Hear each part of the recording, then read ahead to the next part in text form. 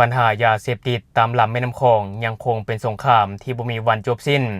อย่างเช่นล่าสุดนี้ที่เจ้าหน้าที่ของไทยสามารถยึดยาบ้า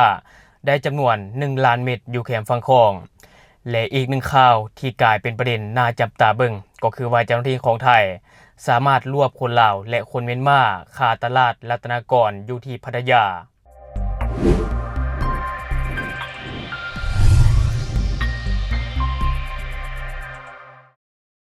สบายดีท่านผู้ชมยินดีต้อนรับเข้าสู่รายการ Talk the New และข่าวที่ข้าพเจ้าอยากจะนำเสนอในมื้อนี้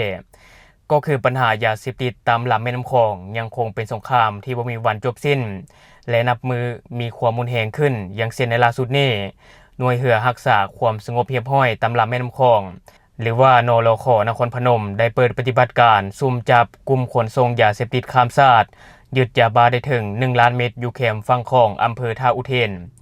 ซึ่งในข่าวข้าพเจ้าได้มาจากสำนักข่าว CIA ประเทศไทยในเมื่อวันที่14 มังกร 2026หน่วยเรือรักษาความสงบเรียบร้อยตามลำแม่น้ำคลองหรือว่านรข.เขตนครพนมโดยสถานีเรือบ้านแพงได้ประสานสมทบกับหน่วยงานความมั่นคงในพื้นที่สามารถจับกลุ่มผู้ต้องหาได้2คน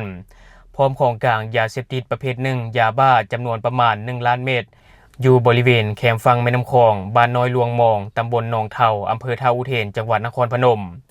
ปฏิบัติการครั้งนี้ภายใต้การดำเนินการของพลเรือตรีณรงค์ MD ผู้บัญชาการหน่วยเรือรักษาความสงบเรียบร้อยตามลำแม่น้ำคลองและนาวาเอกแม่นรัฐบุษวัตรผู้บังคับการหน่วยเรือรักษาความสงบเรียบร้อยตามลำแม่น้ำคลองเขตนครพนมโดยว่าที่ร้อยเอกเพชรนครผิวดำหัวหน้าสถานีเรือบ้านแพงพร้อมเจ้าหน้าที่ปปส.ภายหลังได้รับแจ้งจากแหล่งข่าวว่าจะมีการลักลอบขนส่งสารเสพติดจากสปป.ลาวข้ามมาฝั่งไทยในพื้นที่ดังกล่าวจึงสั่งการจัดกำลังเฝ้าซุ่มกวดติดตามอย่างใกล้ชิดต่อมาเจ้าหน้าที่ได้กวดพบเห็นเรือต้องสงสัยแล่นมาจากฝั่งสปป.ลาวมีกลุ่มคนพวมขนย้ายเป่าขึ้นจากเรือเมื่อเจ้าที่แสดงตัวเข้ากวดสอบกลุ่มผู้ต้องหาบางส่วนได้อาศัยความมืดหลบหนีไปได้แต่ว่าสามารถจับกลุ่มผู้ต้องหาได้2คนพร้อมยึดเป่าได้3เป่าภายในบรรจุยาบ้า500มัดหรือประมาณ1ล้านเม็ดจากการตรวจสอบเบื้องต้นผู้ต้องหาได้รับสารภาพว่าได้รับการชักชวนให้มาร่วมการลักลอบขนส่งยาเสพติดในพื้นที่แคมป์ของดังกล่าวเจ้าหน้าที่ได้นำตัวผู้ต้องหาและของกลางทั้งหมดส่งให้กับพนักงานสอบสวนสถานีตำรวจภูธรท่าอุเทนเพื่อดำเนินคดีตามกฎหมายต่อไปซึ่งต่อกับเหตุการณ์นี้แน่นอนมันบ่แม่นเรื่องบังเอิญแต่เป็นผลมาจากการเฮ็ดเวียกด้านข่าวกรองที่เข้มงวดท่านผู้ชมจะเห็นได้ว่าจุดที่เกิดเหตุคือบ้านน้อยหลวงมองตำบลหนองเฒ่าจังหวัดนครพนมเนาะซึ่งว่าจุดดังกล่าวเป็นจุดยุทธศาสตร์ที่กลุ่มผู้ค้ายามักใช้เพราะเป็นพื้นที่ห้อยต่อและมีลักษณะทางกายภาพที่เอื้ออำนวยต่อการลักลอบขนขึ้นฝั่งในยามค่ำคืนและจุดที่น่าสนใจของข่าวนี้ก็คือยาบ้าที่เจ้าหน้าที่สามารถยึดได้ในครั้งนี้มีจำนวนสูงถึง1ล้านเม็ดมันสะท้อนเห็นว่าความต้องการในตลาดยังสูงหรืออาจจะเป็นการพยายามระบายสินค้าของกลุ่มผู้ผลิตนอกประเทศเข้ามาพักไว้ในเขตชายแดนก่อนจะกระจายเข้าสู่ตัวเมืองซานในและกลุ่มขบวนการที่เลือกใช้ส่วนหลายจะใช้เรือหางยาวแล่นข้ามคลองซึ่งใช้เวลาเพียงบ่เท่านาทีท่านผู้ชมอันนี้คือความท้าทายของเจ้าหน้าที่หน่วยเรือรักษาความสงบเรียบร้อยตามลำแม่น้ำคลองที่ต้องเฮ็ดเวียกแข่งกับเวลาและความมืดถึงว่าต่อกับเหตุการณ์ดังกล่าวจะจับได้เพียงแต่2คนแต่ส่วนที่เหลือหลบหนีไปได้นั่นก็หมายความว่ายังมีตัวการที่คอยซีบงและก็บริหารจัดการอยู่เบื้องหลังซึ่งการจับกลุ่มในครั้งนี้เป็นการตัดวงจรยาเสพติดครั้งใหญ่อีกครั้งหนึ่งแต่ในทางวิเคราะห์แล้วตราบใดที่ราคายาบ้ายังถูกลงและขบวนการผลิตยังบ่หยุดยั้งพื้นที่แคมป์ของจังหวัดนครพนมก็ยังเป็นสนามรบที่เจ้าหน้าที่จะต้องเฝ้าระวังอย่างต่อเนื่องตลอด24ชั่วโมงแต่วันใดก็ตามข้าพเจ้าจะติดตามข่าวนี้ว่าเจ้าหน้าที่จะสามารถสืบส่วนผู้ต้องหา2คนนี้ไปหาคนที่บงการได้หรือบ่และวันนี้ข้าพเจ้าจะพาท่านผู้ชมมาติดตามอีกหนึ่งข่าวที่ว่าตำรวจพัทยาบุกตลาดดังจับ6แรงงานต่างด้าวลักลอบเข้าเมืองและเฮ็ดเวียกผิดกฎหมายและในปัจจุบันเกียมขยายผลหาตัวนายจ้างโดยในของข่าวข้าพเจ้าได้มาจากสลามนิวที่เขาจะได้ลงเอาไว้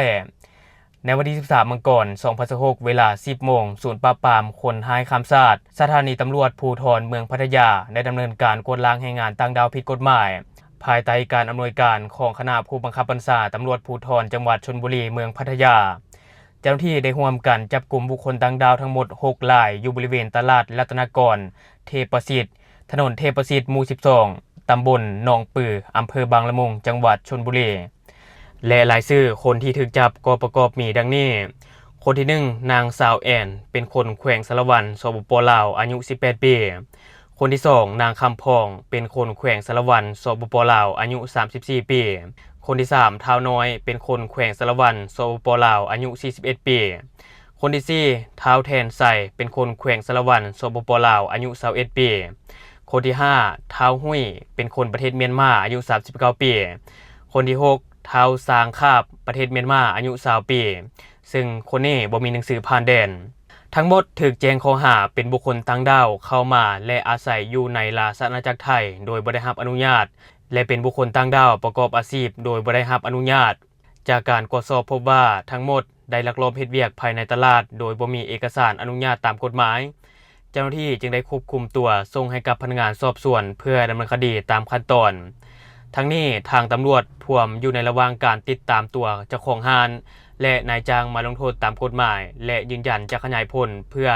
จัดระเบียบแรงงานในพื้นที่เมืองพัทยาอย่างเข้มงวดซึ่งปฏิบัติการในครั้งนี้เกิดขึ้นอยู่ตลาดรัตนากรเทพประสิทธิ์ซึ่งเป็นแหล่งเศรษฐกิจที่สำคัญและจากรายชื่อที่ผู้ถูกจับกุมมีทั้งหมด6คนประกอบมีแรงงานลาว4คนและก็แรงงานเมียนมา2คนซึ่งว่าเมืองพัทยานี่แน่นอนกำลังฟื้นตัวด้านการท่องเที่ยวอย่างแห่งท่านผู้ชม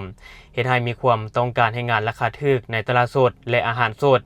สิ่งนี้ก็กลายเป็นแรงดึงดูดให้แรงงานยอมเสี่ยงลักลอบเข้าเมืองโดยบ่มีเอกสารหรือว่าใส่พาสปอร์ตท่องเที่ยวเข้ามาเฮ็ดเวียกแทนซึ่งตำรวจพัทยาได้ส่งสัญญาณชัดเจนว่าจะขยายผลหานายจ้างอันนี้คือจุดเปลี่ยน